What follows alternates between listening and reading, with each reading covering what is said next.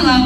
Beliaulah pemimpin umat dan pembawa syafaat yang telah membawa umat manusia dari zaman kegelapan menuju zaman yang terang benderang, yaitu dinul Islam. Hadirin rahimakumullah. Rasulullah SAW bersabda, "Al-yadul ulya khairum minal yadis sufla." Artinya, tangan di atas lebih baik dari tangan di bawah. Hadis riwayat Muslim.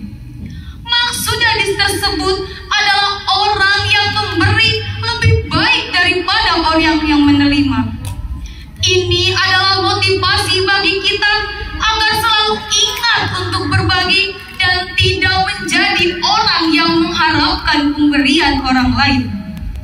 Ada begitu banyak ganjaran yang dijanjikan oleh Allah Subhanahu wa Ta'ala bagi seorang muslim yang senantiasa berbagi kepada sesama. Di antaranya, semakin dekat dengan Allah Subhanahu wa Ta'ala, menghapuskan dosa-dosanya, mendatangkan keberkahan, menyucikan harta, dan terlindung dari mara bahaya.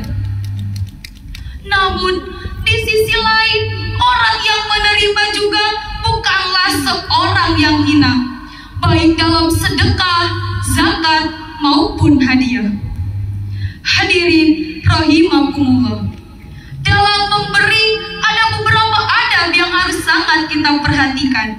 Yang pertama, memberi tanpa mengharapkan imbalan. Bagaimana caranya agar kita bisa memberi tanpa mengharapkan imbalan? Caranya yaitu dengan niatkan memberi lillahi ta'ala, lalu lupakan jika kita telah memberi atau melakukan kebaikan. Imam Ali alaihissalam pernah berkata, "Jika ada yang berbuat baik kepadamu, maka ingatlah dia.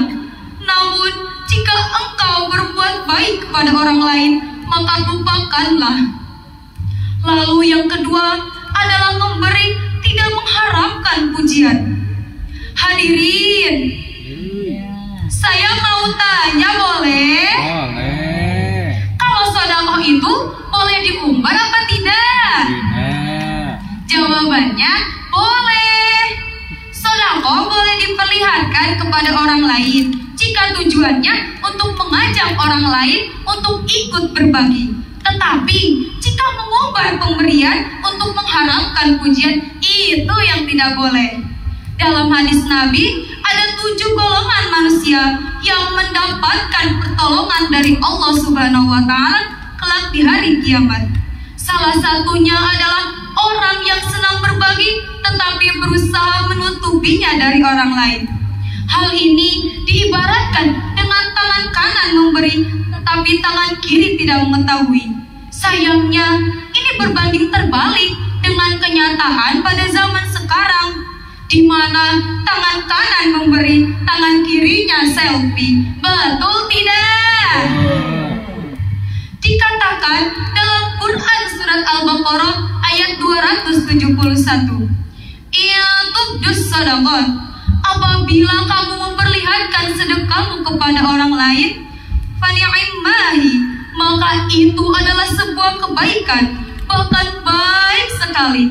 Tetapi wa itufuha, apabila kamu bersedekah secara sembunyi-sembunyi agar orang-orang tidak mengetahuinya, wa tu'tuhal fuqara, dan sedekah itu diberikan kepada orang-orang fakir, fahuwa khairul lakum, maka menyembunyikan sedekah itu lebih baik bagimu. Sedekah terang-terangan memanglah baik, tetapi lebih baik sedekah secara sembunyi-sembunyi, karena dengan ini kita bisa menjaga hati kita dari penyakit riya dan bisa menjaga perasaan penerima. Pada akhir ayat tersebut disebutkan, wa yukaffiru ankum min sayyi'atikum, maka dengan sedekah sembunyi-sembunyi pula Allah akan menghapuskan kesalahan-kesalahan kita. Lalu adab yang ketiga adalah memberi tidak menyakiti hati penerima. Allah Subhanahu wa Ta'ala berfirman, A'udzu billahi minasyaitonir rajim. Bismillahirrahmanirrahim. Ya ayyuhalladzina amanu la tubtilu sadaqatikum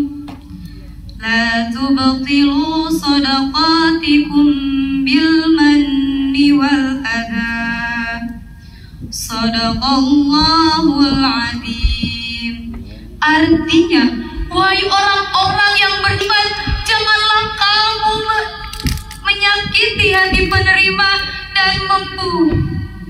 Wahai orang-orang yang beriman, jangan kamu merusak sedekahmu dengan menyebut-nyebutnya dan menyakiti perasaan penerima.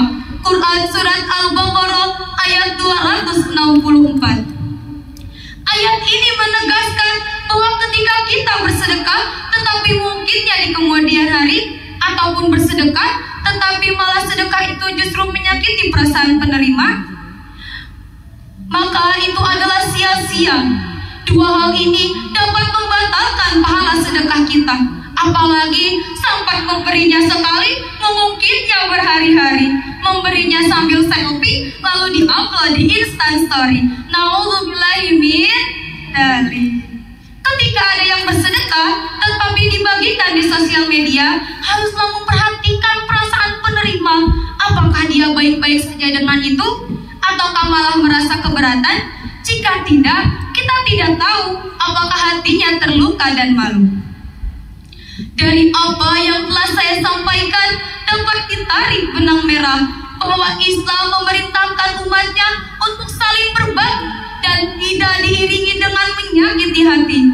Marilah kita berusaha memperbaiki diri agar kita menjadi sosok yang suka memberi tanpa mencaci. Sekian dari saya. Jika ada kebaikan, itu datangnya dari Allah Subhanahu wa Ta'ala, dan jika ada kesalahan, itu datangnya dari kelalaian diri saya sendiri. Saya tutup ceramah saya dengan pantun. Pak Oga pergi memancing ikan, mancing di laut dapatnya kakap merah. Cinta rupiah sebagai perjuangan, jangan lupa sedekah agar rezeki